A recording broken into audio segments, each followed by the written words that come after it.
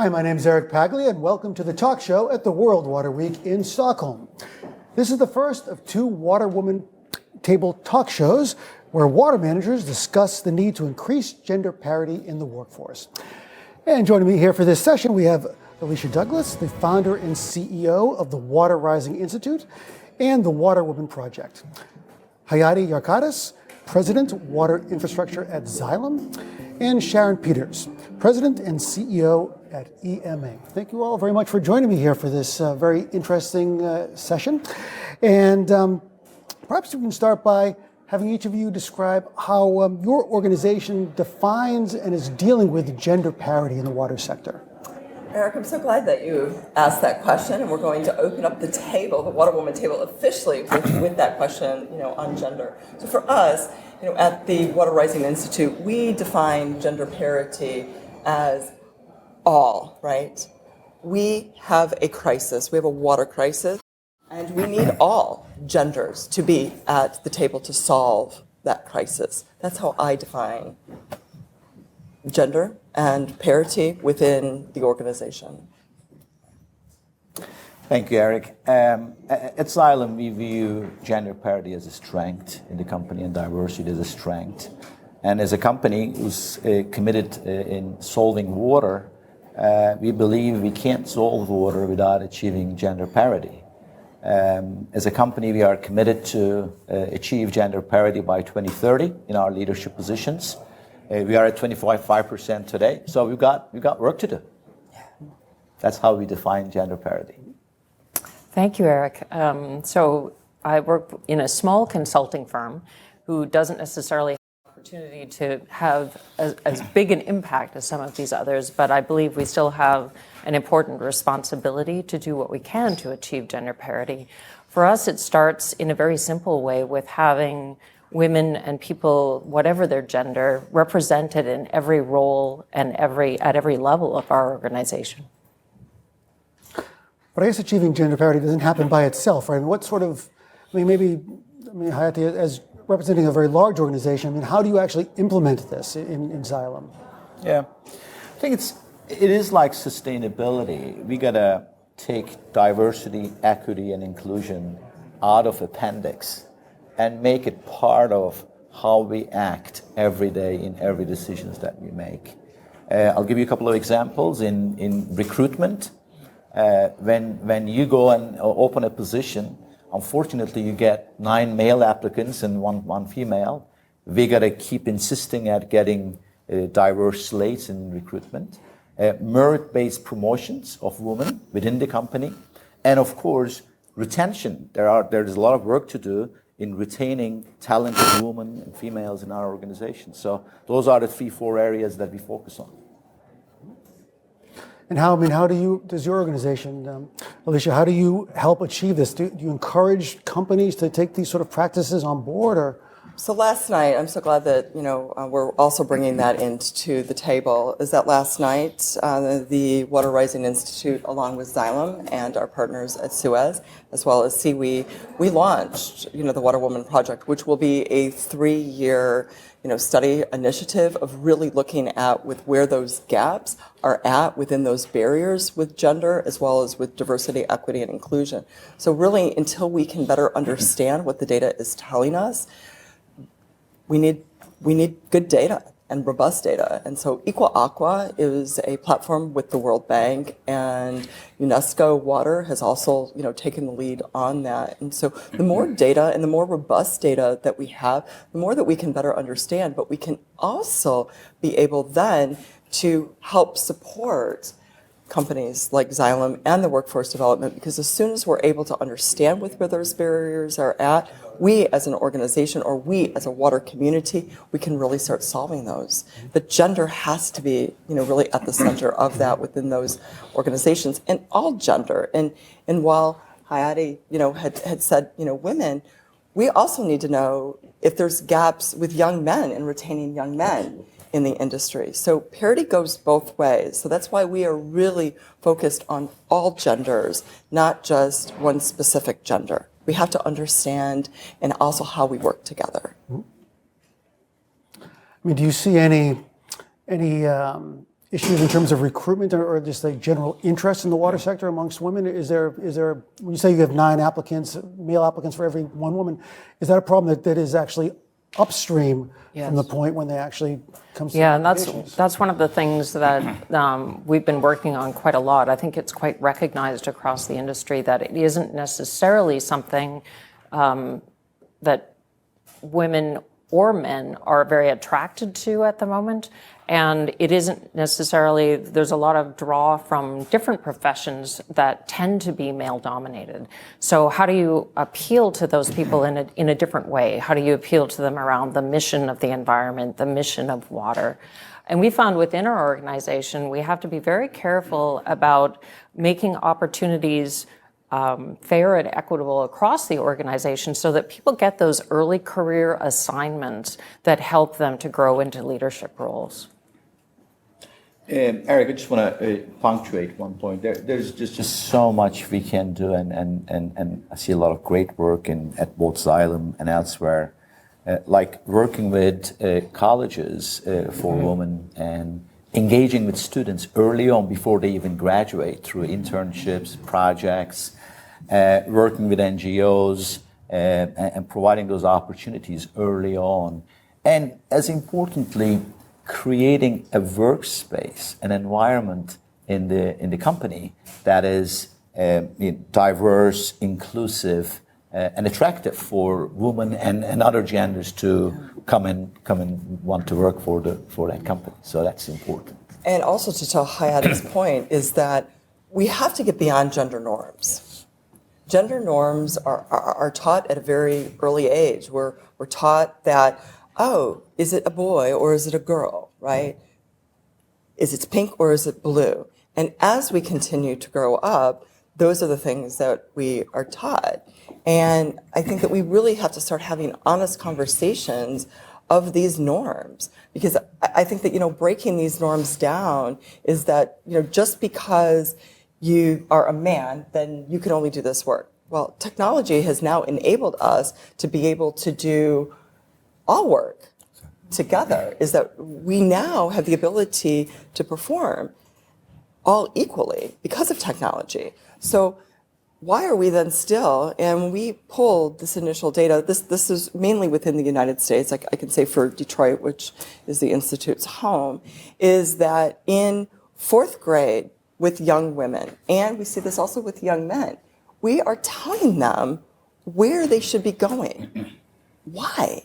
So even from I say, not from a STEM, but from a STEAM perspective, the arts are part of that. We need to be embracing, and we need to be teaching at a very young age that you don't have to fit into a norm. And the millennials, as well as Generation Z, is that right? Yeah, Generation Z. Even though I have 4 daughters, I always remember all their. But we really have to look beyond this and how people identify it. I mean, while we have she, her, he, him, some identify as they. That's okay, right? Well, certainly, and I mean, just in terms of what parts of the water sector that you're working with. I mean, of course, it's a very broad category: water, sustainability, resilience, what have you. It seems like we're mostly talking about technical aspects of the water industry. Is that where you find the most issues surrounding gender parity, or is there other parts of the water sector that also perhaps need addressing as well? Yeah, I'll begin, if I may. Gender parity is imperative all across the water cycle. And also other industries is not limited to our industry. If you look at overall industrial companies, overall gender proportions are below a quarter females and 3/4 males. We face that issue across the board, and we have to face it head on, be purposeful about it.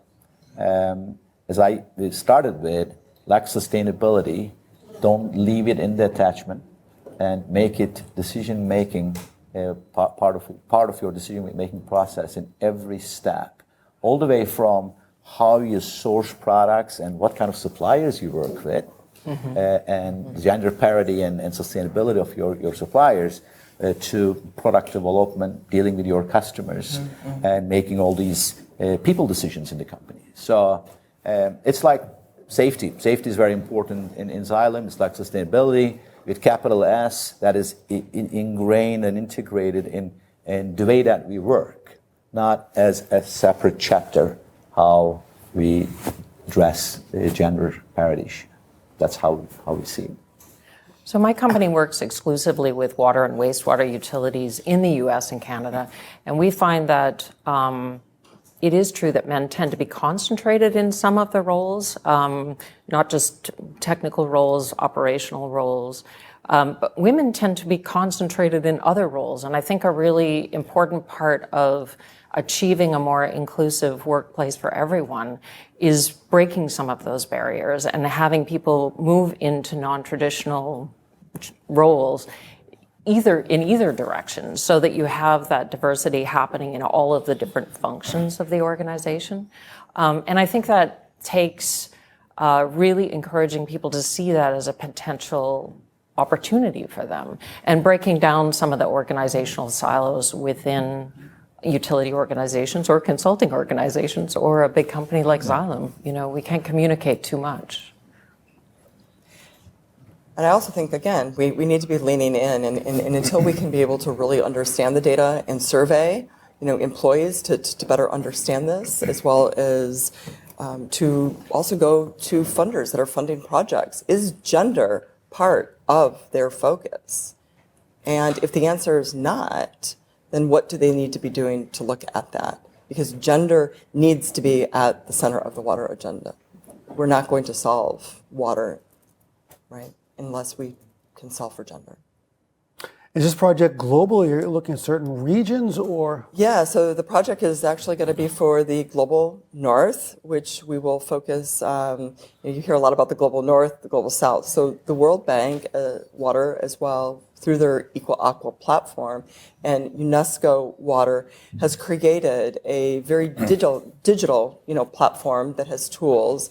And we at the WaterRising Institute will be building on these tools for the global north and collecting data over the next 3 years, working with Xylem, on that, as well as Suez, our founding partners. And we are really, we're excited. I actually want to say more than excited, because for me, data is everything, and you don't know what you can't measure. Will there be a second phase of the project where this data will be somehow implemented or taken on board by your partners, or? Yes, no. So one of the things that we are establishing is an advisory council, that this advisory council will be working on establishing, the questions, and while we will have some of this data from the World Bank, as well as some of those questions may not be applicable, within the global north, and we know that. And the whole focus on that study is that for us as an industry to work on this data together and really understand what we're seeing, and then what we can be able to do from a recruitment and from a retention, perspective. So policy plays another important role, within that. Yeah. And in certain, areas, mayors have influence, right? They can support gender, diversity, equity, and inclusion within their work within their cities.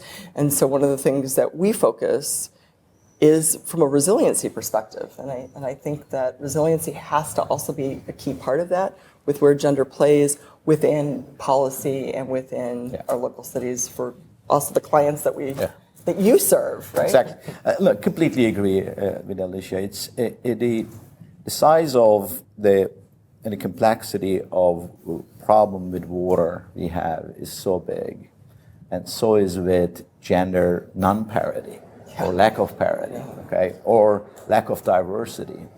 It won't be possible to be solved by one institution, one company, a government. We all need to work together to create that ecosystem where,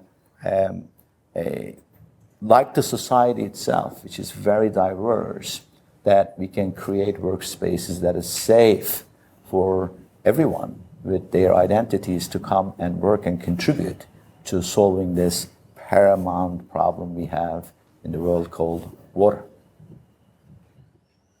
Very well said. And just as a final question, you seem like you're very active here at the World Water Week. Tell us a bit about what you're doing here in Stockholm for the next few days. Well, for us at the WaterRising Institute, we are very focused on the WaterWoman project, and we will be hosting another table discussion later this week. And our also focus is the road to UN Water Conference. It's, I believe, been since 1977? 77? Yes, okay. Yeah, so 1977. So, wow, lots happened since 1977, right? Yeah, so gender also being, front and center at the UN, Water Conference, in New York. And we're looking to open more of the table and have those conversations with colleagues here during World Water Week. Well, best of luck. And do you want to add something, Hayati? Yeah, very, very, very quickly. It is one of the most exciting weeks of the year for us. For me, my first time in person. Last year, unfortunately, it was virtual. Xylem is a proud founder partner for Stockholm Junior Water Prize. So we have participants and winners from 30 countries all over the world. They are here. So I can't wait to spend time with them and discuss about their projects, what they have put forward. We're going to be announcing the winners this week. So I'm looking forward to engaging with many participants here and learning and seeing how we can work together collectively. That's my mission too, is to learn as much as I can while I'm here, and I'm already really enjoying the opportunity to hear from people from around the world. Okay. Well, best of luck with your work here at the World Water Week and your efforts at achieving gender parity in the water sector. Thank you very much for joining us. Thank you, Eric. Thank you, Eric, for having us. And thank you for tuning into this talk show. Stay tuned for more sessions throughout the World Water Week.